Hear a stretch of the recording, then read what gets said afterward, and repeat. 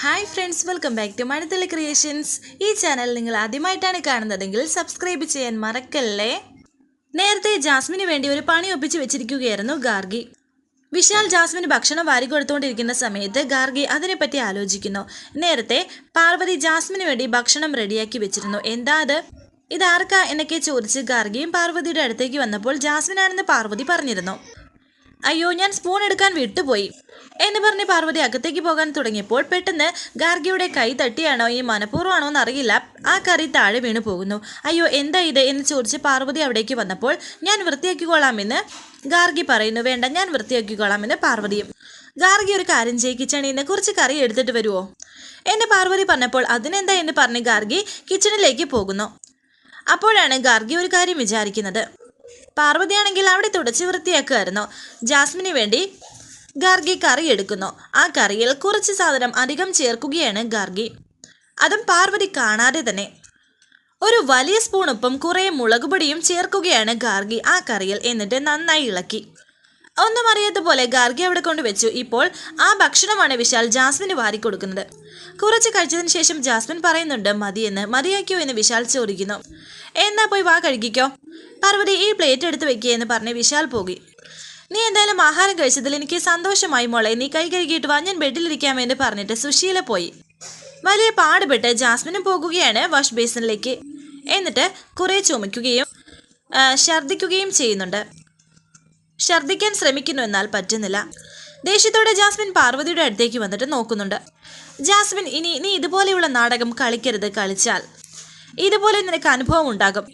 നീ എനിക്കിട്ട് പണിയെ നോക്കിയാലേ ആ പണി നിനക്ക് തന്നെ തിരിച്ചു കിട്ടും. ഇനിയെങ്കിലും നീ അത് ഓർത്തോ. നിനക്കെന്നെ ഒന്നും ചെയ്യാൻ കഴിയില്ല എന്ന് പാർവതി പറഞ്ഞ് അവിടെ ഇരുന്ന കറിയുമായി അകത്തേക്ക് പോയി. ആ സമയം ജാസ്മിൻ ചില കാര്യങ്ങൾ ആലോചിക്കുന്നു. ശേഷം വിശാലിന്റെ മുറിയിലേക്ക് പാർവതി എത്തി. ജാസ്മിനെ ആഹാരം കഴിപ്പിക്കാൻ വേറെ നിവൃത്തിയില്ലാത്തതുകൊണ്ടാണ് ഞാൻ അവളെ വാരി കൊടുത്തത്. ഞാൻ വേറൊന്നും ചിന്തിച്ചില്ല. അവളെ എങ്ങനെയെങ്കിലും ആഹാരം കഴിപ്പിക്കണം. അത്താഴ പട്ടിണി കിടക്കാൻ പാടില്ലല്ലോ എന്ന് വിശാൽ പറഞ്ഞപ്പോൾ ജാസ്മിൻ ഒരു താല്പര്യമില്ലാത്ത മട്ടിൽ പറയുന്നു. എന്തായാലും അവൾ ആഹാരം കഴിച്ചില്ലേ എന്ന്. ഞാൻ ജാസ്മിന് വാരി കൊടുത്തത് പാർവതിക്ക് ഇഷ്ടപ്പെട്ടിട്ടുണ്ടാവില്ല അല്ലേ? ഏയ്, അതൊന്നും സാരമില്ല സാർ. നമ്മളെ വിശ്വസിച്ചല്ലേ അവൾ ഇങ്ങോട്ട് പോകുന്നത്. അപ്പോൾ അവൾക്ക് ഒരു പ്രയാസം വരാതെ, ഒരു കുറവും വരാതെ നോക്കേണ്ടത് നമ്മൾ തന്നെയല്ലേ. അവളെ ആഹാരം കഴിപ്പിക്കാൻ വേണ്ടി വിശാൽ സാറ് അവൾക്ക് വാരി കൊടുത്തു എന്ന് കരുതി അതിലെനിക്കൊരു നഷ്ടമില്ല. ഞാൻ ആ പ്രവൃത്തിയിൽ കണ്ടത് വിശാൽ സാറിൻ്റെ നല്ല മനസ്സാണ്. അതിൽ ഞാൻ സന്തുഷ്ടയാണ് എന്നും പാർവതി പുഞ്ചിരിയോടെ പറയുന്നുണ്ട്. പാർവതിയെ ചേർത്ത് പിടിക്കുകയാണ് വിശാൽ. പിറ്റേ ദിവസം പ്രഭാവതി ജാസ്മിനും തമ്മിൽ സംസാരിക്കുന്നു. പ്രഭാവതി ജാസ്മിനോട് പറയുന്നു, മോളെ, തലനാരിഴയ്ക്കാൻ നീയും വിശാലും തമ്മിലുള്ള വിവാഹം മുടങ്ങിപ്പോയത്. ഇനി അത് നടക്കണമെങ്കിൽ നമ്മൾ വിശാലിനെ ട്രാപ്പിലാക്കി കെട്ടിക്കാനുള്ള പദ്ധതി മാത്രം നടപ്പിലാക്കിയാൽ പോരാ. അവനെ നീ നിന്റെ വലയിൽ വീഴ്ത്താൻ നോക്കണം. അതിനുവേണ്ട നീക്കങ്ങൾ നിന്റെ ഭാഗത്തുനിന്ന് ഉണ്ടാകണം. ജാസ്മിൻ, ഇത് ഞാൻ നിന്നോട് പല ആവർത്തി പറഞ്ഞതാണ്. നീ അത് എപ്പോഴെങ്കിലും ശ്രമിച്ചിട്ടുണ്ടോ? എൻ്റെ രണ്ടാം വരവ് ഞാൻ അതിനുവേണ്ടി തന്നെയാണ് ശ്രമിക്കുന്നത്. പക്ഷേ ഞാൻ വിശാലിനോട് അടുക്കാൻ ശ്രമിക്കുമ്പോഴെല്ലാം ഒരു ഒഴിയായ ബാധയെ പോലെ പാർവതി വന്ന് കയറിയല്ലേ. വിശാലിനെ തനച്ച് കിട്ടുന്നതേ പ്രയാസമാണ്. അപ്പോഴാ ഇടയ്ക്കിടയ്ക്ക് ആ പിശാചിൻ്റെ വരവ് എന്നും ജാസ്മിൻ പറഞ്ഞപ്പോൾ പ്രഭാവതി പറയുന്നുണ്ട്, അവൾ അതിബുദ്ധിമതിയാണ്. നീ വെറുതെയല്ല ഇവിടെ വന്ന് കയറിയത് എന്നുള്ള കാര്യം അവൾക്ക് നന്നായിട്ടറിയാം. അതുകൊണ്ട് തന്നെ അവൾ നിന്റെ കാര്യത്തിൽ അതീവ ശ്രദ്ധാലുവായിരിക്കുമെന്നും പ്രഭാവതി പറയുന്നു. ഇടയ്ക്കിടെ ജാസ്മിൻ പറയുന്നു, ആ ധാരണ എനിക്കുണ്ടാവും. അതുകൊണ്ട് തന്നെ വിശാലിനെയും പാർവതിയും എങ്ങനെയും അകറ്റണം എന്നൊക്കെ ജാസ്മിൻ പറഞ്ഞപ്പോൾ പ്രഭാവതി പറയുന്നു, അത് എളുപ്പം സാധിക്കുന്ന കാര്യമില്ലെന്ന് ജാസ്മിൻ അറിയില്ലേ. വിശാലിന് വേണ്ടി ജീവൻ പോലും കൊടുക്കാൻ തയ്യാറായി നിൽക്കുന്നവളാണ് ആ പാർവതി. അവൾ പെട്ടെന്നൊന്നും വിശാലിനെ വിട്ടു പോകാൻ തയ്യാറാകില്ല. നീ അവളെക്കുറിച്ച് ആലോചിക്കാതെ എങ്ങനെയെങ്കിലും വിശാലിനെ കൈവെള്ളയിൽ ഒതുക്കാൻ നോക്ക്. ഇടയ്ക്കായിട്ട് ജാസ്മിൻ പറയുന്നു, പതിയെ പതിയെ വിശാലിനെ എന്നിലേക്ക് അടുപ്പിക്കാനുള്ള തന്ത്രമാണ് ഞാൻ മെനയുന്നത്. ഇപ്പോൾ വിശാൽ എനിക്ക് ഭക്ഷണം വാരിത്തന്നു. ഇങ്ങനെയുള്ള കൊടുക്കൽ വാങ്ങലിലൂടെയാണല്ലോ പ്രണയം ഡെവലപ്പ് ചെയ്യുന്നത്. ഞാൻ ആഹാരം വാരിത്തരാൻ പറഞ്ഞപ്പോൾ വിശാൽ ഒന്നും ചിന്തിക്കാതെ എനിക്ക് ആഹാരം വാരിത്തരാൻ തയ്യാറായി. പക്ഷേ എൻ്റെ നീക്കം മണത്തറിഞ്ഞിട്ടായിരിക്കണം. പാർവതി ഫുഡിൽ കൂടുതൽ എരിവും പുളിയും ഒക്കെ ചേർത്തിരുന്നു. ഇത് കേട്ട് പ്രഭാവതി പറയുന്നു, ആഹാ, ആള് കൊള്ളാലോ. ജാസ്മിൻ പറയുന്നു, എരിവ് എന്നൊക്കെ പറഞ്ഞാലേ വയറെ കത്തിപ്പോകുമായിരുന്നു. ഇപ്പോഴും അതിൻ്റെ പ്രയാസം മാറിയിട്ടില്ല. എന്നിട്ട് എന്ന് പ്രഭാവതി ചോദിച്ചപ്പോൾ ജാസ്മിൻ പറയുന്നു, ഇത് കേൾക്കാൻ നല്ല രസമുണ്ട് അല്ലേ. എൻ്റെ ആൻറ്റി, വിശാൽ എനിക്ക് ആഹാരം വാരി തരുമ്പോഴേ അവളും മുന്നിലുണ്ട്. എനിക്ക് അവളുടെ മുന്നിൽ തോക്കാൻ പറ്റുമോ? അതുകൊണ്ട് എരിവ് കടിച്ചു പിടിച്ചിട്ടാണെങ്കിലും കുറച്ച് ആഹാരം ഞാൻ കഴിച്ചായിരുന്നു. പക്ഷേ ഫുള്ളും കഴിക്കാൻ പറ്റിയില്ല. സത്യം പറഞ്ഞാൽ അതെനിക്ക് വലിയ ക്ഷീണമായി പോയി. ഞാൻ അവളുടെ മുന്നിൽ തോറ്റുപോകുന്നതിന് തുല്യമായില്ലേ. ഇത് കേട്ട് പ്രഭാവതി പറയുന്നു, ശരിയാണ്, അവളുടെ മുന്നിൽ തോറ്റുപോയതിന് തുല്യമായി പോയി. പാർവതി എപ്പോഴും എന്നെ ഇങ്ങനെ തോൽപ്പിക്കാൻ വേണ്ടി ഓരോ പണികൾ വെച്ചാൽ വിശാലിനെ എന്റെ വരുതിയിലാക്കാൻ സാധിക്കില്ല, അവനെ എന്നോട് അടുക്കില്ല എന്ന് ജാസ്മിൻ പറഞ്ഞപ്പോൾ പ്രഭാവതി പറയുന്നുണ്ട്. മോളെ നീ അങ്ങനെ നിരാശപ്പെടണ്ട. പാർവതി നിനക്കെതിരെ എത്ര എട്ടിന്റെ പണി വെച്ചാലും വിശാലിനെ വളച്ചെടുത്തിട്ടേ നീ അടങ്ങൂ എന്ന് നീ നിന്റെ മനസ്സിൽ ഉറപ്പിച്ച് നീ അതിനുവേണ്ടി പ്രവർത്തിച്ചാൽ വിശാലതയെ അവൻ പോലും അറിയാതെ നിന്റെ വലയിൽ വീണിരിക്കും. എടി പെണ്ണ് ഒരുമിട്ടാൽ ഭ്രമണം തടുക്കാനാവില്ലെന്ന് നീ കേട്ടിട്ടില്ലേ? വിശ്വാമിത്രന്റെ തപസ് മുടക്കിയ മേനകയെ കുറിച്ച് നിനക്ക് ഓർമ്മയില്ലേ? വിശാൽ എന്തായാലും യോഗ്യൊന്നുമില്ലല്ലോ. നീ എന്തായാലും ഒന്ന് അറിഞ്ഞു പെരുമാറിയാൽ പിന്നെ അവൻ നിന്റെ പിന്നിൽ നിന്നും മാറില്ല. അത് നീ കൂടുതൽ സമയം അവനോടത് ചെലവഴിക്കണം. ജാസ്മിൻ പറയുന്നു. അതെങ്ങനെയാ കൂടുതൽ സമയം? ഓഫീസ് ബിസിനസ് എന്നുള്ള ചിന്ത മാത്രമല്ലേ ഉള്ളൂ വിശാലിന്.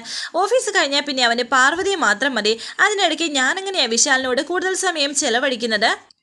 ആന്റി ഒരു വഴി പറഞ്ഞു തന്നെ എനിക്ക് ജാസ്മിൻ ചോദിച്ചപ്പോൾ പ്രഭാവതി ആലോചിച്ച് നിൽക്കുന്നു. ആന്റി ഞാൻ പറഞ്ഞത് ആന്റി കേട്ടില്ലേ എന്നും ചോദിക്കുന്നു. കേട്ടോ, ഞാനൊന്ന് ആലോചിക്കട്ടെ എന്ന് പ്രഭാവതി. ഒരു പ്ലാൻ ഉണ്ട്, പറഞ്ഞു തരാം എന്ന് പറഞ്ഞ് ചില കാര്യങ്ങൾ പ്രഭാവതി ജാസ്മിനോട് പറഞ്ഞു കൊടുക്കുന്നുണ്ട്.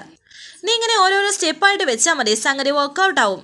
ഒന്ന് ട്രൈ ചെയ്ത് നോക്ക് എന്നൊക്കെ പ്രഭാവതി പറഞ്ഞപ്പോൾ അതിനെപ്പറ്റി ജാസ്മിൻ ആലോചിക്കുന്നു. ശേഷം കാണിക്കുന്നത് സുശീല ബാൽക്കണിയിൽ ഇങ്ങനെ അങ്ങോട്ടും ഇങ്ങോട്ടും നടന്നുകൊണ്ടിരുന്ന സമയം ജാസ്മിൻ ചായയുമായി അവിടേക്ക് വരുന്നു. ജാസ്മിൻ മനസ്സിൽ വിചാരിക്കുന്നുണ്ട്, സുശീല ആന്റിക്ക് എന്നെ ദത്തെടുക്കാൻ തോന്നിയത് എന്തോ നല്ല സമയമാണ്. ആന്റിയെ ദത്തെടുത്താൽ ഞാൻ ഈ കുടുംബത്തിലെ അംഗമാകും. എന്നിട്ട് വേണം ആ ഗാർഗിയുടെ ചോദ്യങ്ങൾക്ക് കൃത്യമായി മറുപടി കൊടുക്കാൻ. എനിക്ക് ഈ വീട്ടിൽ എന്ത് അവകാശമാണെന്ന് ചോദിച്ച അവളെ കൊണ്ട് പറഞ്ഞ് പഠിപ്പിക്കണം. ഏതായാലും ഇനി അങ്ങോട്ടുള്ള കളികൾ സുശീലാന്റെ മുൻനിർത്തി തന്നെ കളിക്കാമെന്നും ജാസ്മിൻ വിചാരിച്ചിട്ട് ആ ചായ സുശീലയ്ക്ക് കൊടുക്കുന്നു. എന്നിട്ട് പറയുന്നു, ആന്റി ഇത് ഞാൻ ആന്റിക്ക് വേണ്ടി എന്റെ കൈകൊണ്ട് ഉണ്ടാക്കിയ ചായയാണ്. ഇത് ആന്റി കുടിച്ചു നോക്ക്. ഇത് എത്രത്തോളം ശരിയായെന്ന് എനിക്കറിയില്ല. എന്നാൽ വളരെ സന്തോഷത്തോടെ സുശീല ചോദിക്കുന്നു, ആഹാ ഇത് നീ ഉണ്ടാക്കിയ ചായയാണോ? എന്താ പറ്റി എനിക്ക് വേണ്ടി ചായയ്ക്ക് ഉണ്ടാക്കാൻ? ചായ വേണമെന്ന് ഞാൻ പറഞ്ഞില്ലല്ലോ. ഇപ്പൊ ഇതുപോലെ ഒരു ചൂട് ചായ കുടിച്ച് ആന്റി കുടിക്കില്ലേ എന്ന് ജാസ്മിൻ. അത് ഞാൻ കുടിക്കും, പക്ഷേ നീ ഞാൻ ചോദിച്ചതിന് മറുപടി പറഞ്ഞില്ലല്ലോ. സാധാരണ നീ കിച്ചണിൽ കയറുന്ന ആളല്ലല്ലോ. ഇപ്പോ എന്ത് പറ്റി എനിക്ക്? സുശീല എന്നെ പൂർണ്ണ മനസ്സോടെ ഈ വീട്ടിലെ അംഗമായി ദത്തെടുക്കാൻ പോകുന്ന ആളല്ലേ ആന്റി. അപ്പോൾ ആന്റിക്ക് വേണ്ടി എന്തും ചെയ്തു തരാൻ ഞാൻ ബാധ്യസ്ഥയാണ്. അത് എന്റെ ഉത്തരവാദിത്തമാണ്. അതിന്റെ തുടക്കമാണിത് എന്നും ജാസ്മിൻ പറയുന്നുണ്ട്. എന്താ ഞാൻ പറഞ്ഞത് ശരിയല്ലേ എന്നും ചോദിക്കുന്നു. എന്നെ ദത്തെടുക്കുന്ന ആളോട് എനിക്ക് ചില ഉത്തരവാദിത്തങ്ങളില്ലേ എന്നും ചോദിച്ചപ്പോൾ സുശീല പറയുന്നു, ജാസ്മിൻ നീ എനിക്ക് വേണ്ടി എന്തെങ്കിലും പ്രത്യുപകാരം ചെയ്യുമെന്ന് ആഗ്രഹിച്ചിട്ടോ നിന്നിൽ നിന്ന് എന്തെങ്കിലും നേടാൻ വേണ്ടിയിട്ടോ അല്ല നിന്നെ ഞാൻ ദത്തെടുത്തത്. ഇവിടെ എല്ലാവരുടെയും മുന്നിൽ ഈ വീട്ടിൽ നിനക്ക് എന്ത് അവകാശമാണെന്ന് ചോദിച്ചപ്പോൾ ആ ഒരു ചോദ്യത്തിന് മുന്നിൽ ഉത്തരവില്ലാണ്ട് നീ വിഷമിച്ച് നിന്നപ്പോൾ എൻ്റെ ചങ്ക് പൊടിഞ്ഞു പോയി മോളെ. എനിക്ക് വല്ലാത്ത വിഷമം തോന്നി. കാരണം അത്രമാത്രം ഞാൻ നിന്നെ സ്നേഹിക്കുന്നുണ്ട് മോളെ എനിക്ക് സുശീല പറഞ്ഞപ്പോൾ ജാസ്മിൻ സുശീലയുടെ അടുത്തേക്ക് വന്നു. നീയും ഞാൻ തമ്മിൽ രക്തബന്ധമില്ല, പക്ഷേ സ്വന്തം ചോരയിലുള്ളവരെക്കാൾ നീ എന്നെ സ്നേഹിക്കുന്നുണ്ട്. അതും വളരെ ആത്മാർത്ഥമായിട്ട്. ഞാൻ പറയട്ടെ, എന്നെ നീ ഒരു കളങ്കവുമില്ലാതെ ഉള്ളു തുറന്ന് സ്നേഹിക്കുമ്പോൾ ഒരാൾ എന്റെ മുന്നിൽ വെച്ച് അപമാനിച്ചാൽ എനിക്കിത് കണ്ടു നിൽക്കാവോ? സത്യത്തിൽ ഗാർഗിയുടെ മുഖമടിച്ചൊന്ന് കൊടുക്കാനാ എനിക്ക് തോന്നിയത്. പിന്നെ രംഗം കൂടുതൽ വഷളാവണ്ട എന്ന് വിചാരിച്ച ഞാൻ സ്വയം നിയന്ത്രിച്ചത് എന്നും സുശീല. അത് ഒരു കണക്കിന് നന്നായി ആൻറ്റി. അപ്പോൾ ഗാർഗി അടിച്ചായിരുന്നെങ്കിൽ എല്ലാവരും കൂടി ആൻറ്റിയെ കുറ്റപ്പെടുത്തിയേനെയായിരുന്നു. അങ്ങനെ ആരെങ്കിലും ആൻറ്റിയെ പഴി പറഞ്ഞാൽ എനിക്കത് സഹിക്കാൻ കഴിയില്ല. പിന്നെ ഞാനും നിയന്ത്രണം വിട്ടെന്തെങ്കിലും പെരുമാറിപ്പോയേനെ. എന്തായാലും ആ സിറ്റുവേഷൻ ഒഴിവായി കിട്ടിയല്ലോ.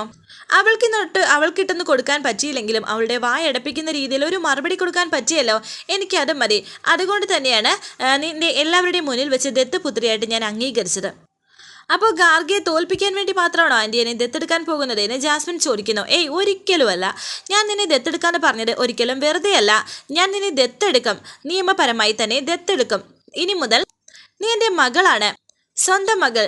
ഇനി നിനക്ക് ഇവിടെ എൻ്റെ മകൾ എന്ന സ്വാതന്ത്ര്യത്തിലും അധികാരത്തിലും ജീവിക്കാമെന്നും സുശീല പറയുന്നു.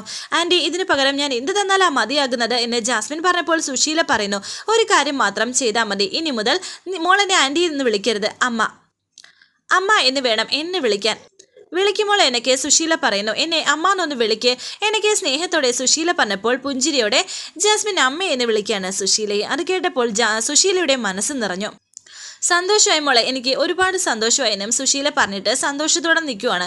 പക്ഷേ ജാസ്മിൻ മനസ്സിൽ വിചാരിക്കുന്ന ഇവർക്കെന്താ ഭ്രാന്തായോ? എന്തോ ആയിക്കോട്ടെ, എന്തോ ആയാലും അതിൻ്റെ ഗുണം എനിക്ക് തന്നെയാണല്ലോ എന്നൊക്കെ പറഞ്ഞ ഒരു പുച്ഛത്തോടെ ജാസ്മിൻ നിൽക്കുന്നു. നീ എന്താ ചിന്തിക്കുന്നത് എന്ന് സുശീല ചോദിച്ചപ്പോൾ ജാസ്മിൻ പറയുന്നുണ്ട്, എനിക്ക് അമേരിക്കയിലേക്ക് പോകാനുള്ള വിസയ്ക്ക് അപ്ലൈ ചെയ്യാനായിട്ട് പാസ്പോർട്ട് ഓഫീസിലേക്ക് പോകണം. വിശാലിനൊപ്പം പോയാലോ എന്നാണ് എൻ്റെ ചിന്ത.